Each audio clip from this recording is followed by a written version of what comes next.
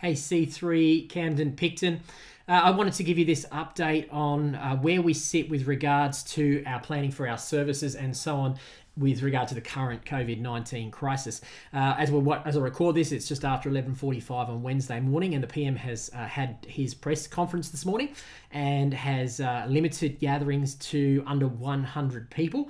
But we were fully anticipating that, and we as a pastoral team have been in communication with each other over the course of the last few days, looking at strategies moving forward as to how we might be able to continue to function and connect as much as possible with the church. And I want to let you know that as it stands at the moment, our plans are still to run Sunday services at both our locations.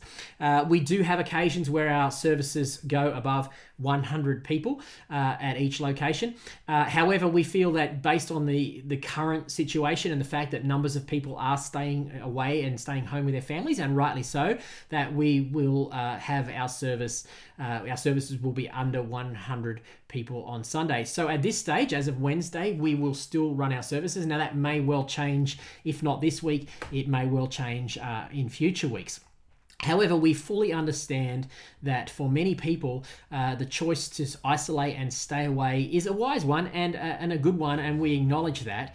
And so with that in mind, we want to do everything we can to make our online presence as functional and engaging as possible for you should you choose not to participate in a physical service. So let me talk about the online stuff, then I'll come back and talk about the whys of our physical service and what we will be doing in that regard. So with regard to our online service, we will be streaming our services on Facebook Live most likely Facebook Live from this Sunday at both locations. And we would encourage you to watch that. If you're staying at home, watch that online and participate just like you would if you were in church. Don't use it as a half-hearted thing and just disconnect and do other things like you do sometimes in online meetings or webcasts.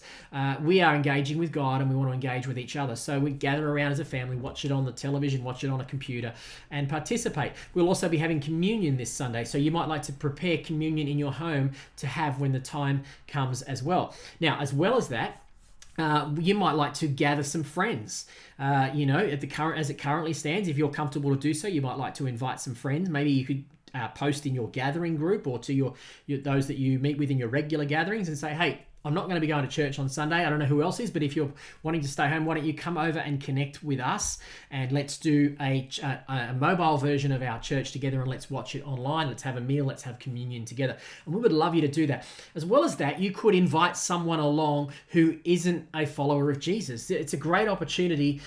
People are looking for meaning. They're looking for purpose in a time of crisis, and it still can be quite daunting to go to a church service. But if you invite them into your home and say, hey, why don't you come and have a meal with us, have lunch with us, or whatever, and we're going to have church, we're going to watch an online service from our church, and we're going to participate. It might seem a little bit strange, but it might not be as strange as attending a church service. So we will be structuring our service accordingly so that it has a more of a home feel to it, so that it doesn't just feel like you're participating externally. We want to engage you. We'll be looking to engage online, so we'd love you to participate in online conversation. We'll be making we're making our service and our online service more structured around connection. I heard some stats come out over the weekend of people in America who weren't able to go to church, and they were asked what are the things that they missed the most. And by far, I think it was 56% of people said they missed the fellowship, they missed the connection. About 10% of people missed the preaching. I don't know if that's such a flattering thing for us preachers, but it does. I'm not surprised by that stat, to be honest. Connection is vital, and so we want to have opportunity for connection. And while we are talking a lot about social distancing, don't really like that term. I think physical distancing is a better term. We want to be socially connected as much as possible while physical distancing. And to do that, we will facilitate a greater online communication presence. No, it's not the same as face-to-face in person, but under the current circumstances, it's the next best thing. And so we wanted to let you know that you won't feel like an outsider. We will be doing everything we can to interact with you. When I'm preaching and sharing, I'll be preaching to the camera as much as to the people in the room. I want you to feel like you're part of the service on Sunday. So that's how we're going to be running for the foreseeable future. And it may indeed be the way we have to run all our services if the government further restricts our time, our restraints around who we can meet with. Now, for the reason that we are running our service on Sunday, and people might say, why are we even doing that? Is that wise? And I get that. Believe me, we have talked at length about the implications of even offering a meeting. Is that responsible, and so on. And we know that there is the full range of people watching this, people who think this whole thing is a hoax, to people who think that, we're not being tight enough. And what we are wanting to do as a leadership team, and I know this is what our nations are doing, nations leaders are wanting to do, we're trying to walk a tightrope. Now, the reason we feel to still have the option for people to meet, if you're healthy and you want to come, is that we understand that social isolation in itself is not necessarily a healthy thing. And as I said, we want to connect as much as we can online.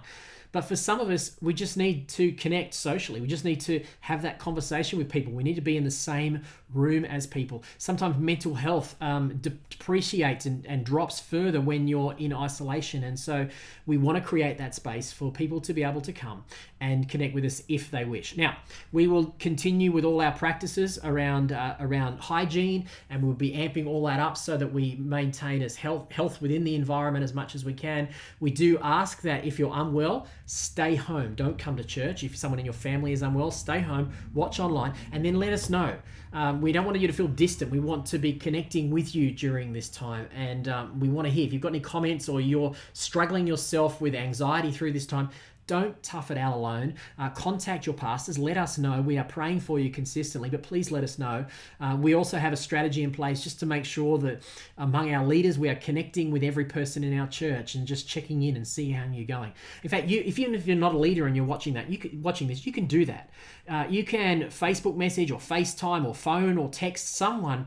Maybe text a family member, text a neighbor, text a work colleague, contact someone who is in the church, someone in your gathering. Just get into the habit of maybe one a day, making 5 contacts of different groups of people. Do 1 contact per day. That's 1 contact from each category. That's 5 contacts. And we will help make people feel socially connected in an environment that is otherwise going to socially disconnect. But the service will be running for that reason for the foreseeable future. If that changes, we will let you know. But we do want to create that space for people to be able to attend if they want to. And of course, the service will have a more homely feel. We will create space between chairs and create more space for you so that your family can come and not necessarily have to be sitting within that recommended 1.5 meters that Scott Morrison has spoken about. We want to do everything we can to honor and support you, but create as many options as possible. Last thing I want to say is that at 7:30 p.m. tonight, Wednesday night, I'm going to be doing a Facebook Live devotion on my Facebook page. I'd love you to share that around when I post up a reminder about it. I'm going to be doing a devotion on the book of Job.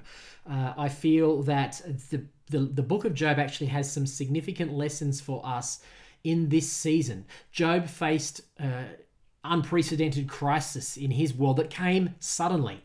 In a day, everything changed. And so I think there's a lot that we can learn, because really this is unprecedented, at least in my lifetime, this is unprecedented crisis. Now, it's not for people living in third world countries. It's not for people living in war-torn countries. They face this sort of stuff regularly, but I have to say I've not faced this, and most of you watching this will not have faced this in your lifetime. So it's unprecedented, it's rapid crisis, and it's affecting people's jobs and welfare and outcomes and all kinds of things. And so I do believe that the book of Job has some powerful lessons to teach us about what God did in Job's life and through Job's crisis that will speak to us. So that's 7:30 tonight. I'd love you to share that around. Get on board, join me if you're able to, and participate in the conversation. Really looking forward to doing that. Otherwise, guys, have a great week. God bless you, and I will talk to you soon. Stay safe, keep praying and looking after each other. Love you all. Cheers.